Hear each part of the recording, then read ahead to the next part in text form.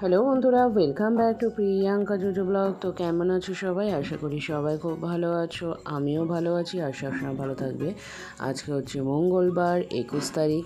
তো দেখো, সকাল থেকে উঠে নিজেই নিজের জন্মদিনে সাজানো গোছানো শুরু করে দিয়েছে।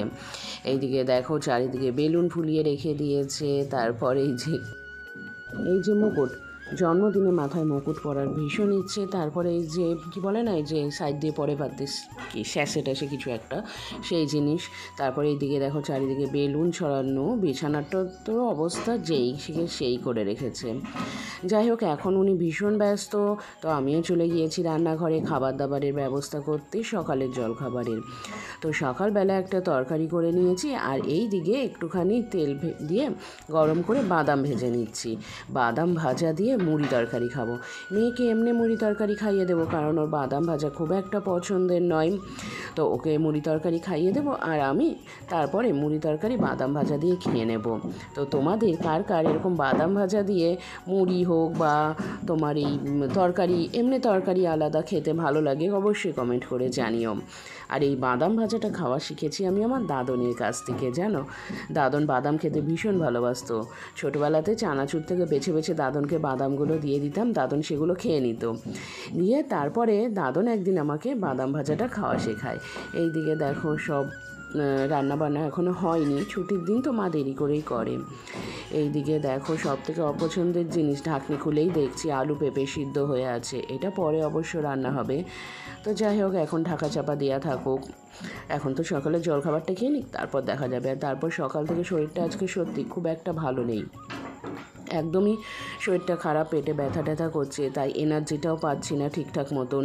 তো সকালের জলখাবারটা কোনো রকমে করে খেয়ে একটু শুয়ে থাকবো, রেস্ট নেব।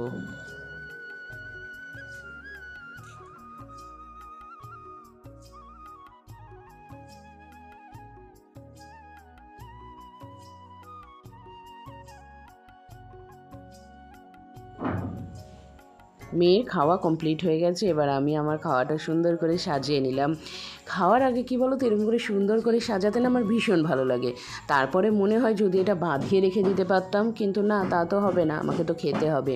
তো যাই হোক, সুন্দর করে এখন কয়েকটা ছবি টবি তুলে নিই, তারপর খেয়ে নেবো। আর মেয়ে দেখো, সাজানো প্রায় কমপ্লিটই করে ফেললো। মা এদিকে রান্না বান্না করছে। এখানে দেখো, ভাত হয়ে গেছে, তো উচ্ছে সিদ্ধ আছে, সেটা জিমির জন্য। এদিকে ডাল ফোড়ন দিয়ে তারপরে মা বানাবে আজকে কচুর শাক, নিরামিষ কচুর শাক, বাদাম দিয়ে। তার সঙ্গে তোমার পাঁপড় ভাজা, তারপর ডাল, আর অন্যান্য তরকারি তো থাকবেই। আলু পেঁপের তরকারি আছে, যেটা আমার খুব একটা পছন্দের না। তো যাই হোক, আমি এখানে শুয়েছিলাম, শরীরটা ভীষণ খারাপ করছিল, আর মেয়ে গিয়ে ভিডিওগুলো করে দিচ্ছিল। মেয়ের ঘর সাজানো এখানে কমপ্লিট। দেখো, নিজেই নিজের জন্মদিনে সুন্দর করে সাজিয়ে নিয়েছে। প্রত্যেকবারও তাই করে, ডেকোরেশনও নিজেই করে নিজের পছন্দের মতন। তো কেমন সাজিয়েছে অবশ্যই তোমরা একটু কমেন্ট করে জানিও।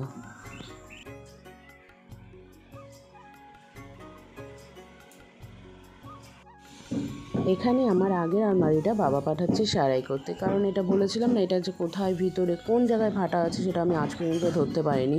কিন্তু ইঁদুর ঢুকে যায়, টিকটিকি ঢুকে যায়, মারাত্মক ব্যাপার। আমি তো ভয়ে ভয়ে থাকতাম কোন দিন না সাপ ঢুকে যায়।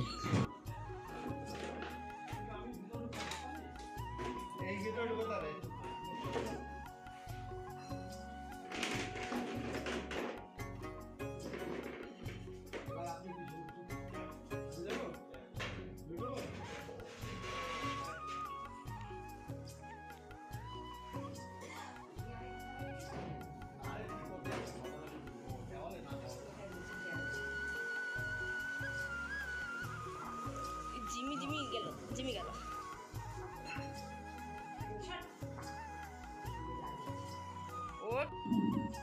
এখানে আমার আর বোনের ছবিটা দেখো সুন্দর করে সাজিয়ে রেখেছে। ও আমার আর পুচনের, মানে ওর ছবিটা খুঁজছিল, কিন্তু ওটা আলমারিতে রাখা ছিল, পাইনি। আর এইখানে দেখো, ছুটির দিনে বসে গেছি ফেভারিট মুভি দেখতে। বেশ পছন্দের মুভি হচ্ছে, একদম স্টার্টিং থেকে দেখছি।